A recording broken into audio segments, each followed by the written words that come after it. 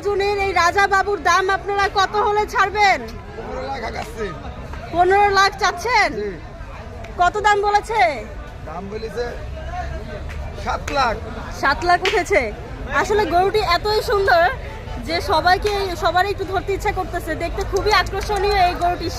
রাজা বাবু যদিও নাম কিন্তু আমার মুখে সাদা বাবু এসে পড়ছে বারবার, এত পরিমাণ সাদা জিনিসটা, পুরো সাদা এক টন। এই যে ভাই কি বলছে কোথাও পাবেন না, কোথাও পাবে না। এই কেন ভাই, কি পাবো না ভাই? হাত ধরলে এত বড় ফিটেশের গরু পাবেন না, এত বড় ফিটেজ গরু পাবেন না। ফিটেজ এত বড়, আমরা তো এর থেকেও বড় গরু কি আমাদের নাই? দেখতে পারেন এই যে বড় গরু আছে। হ্যাঁ বড় গরু আছে।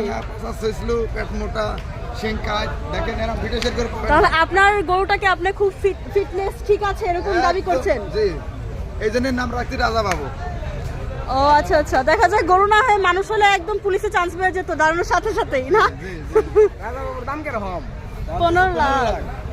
এ ভাই, এত সাদা হওয়ার পিছনে কারণ কি? আপনি কি পাউডার মেরেছেন নাকি অরিজিনাল? সাদা তো কম, যেতে আমি শ্যাম্পু মারি গা ধোই হ্যাঁ। আরো বগের পাকান নাকাল ফক করবে।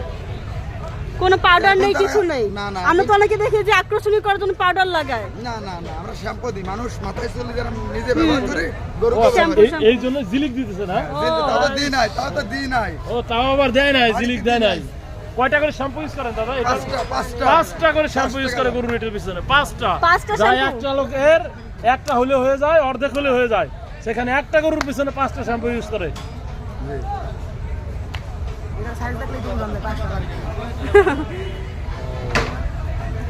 আপনারা দেখতে পাচ্ছেন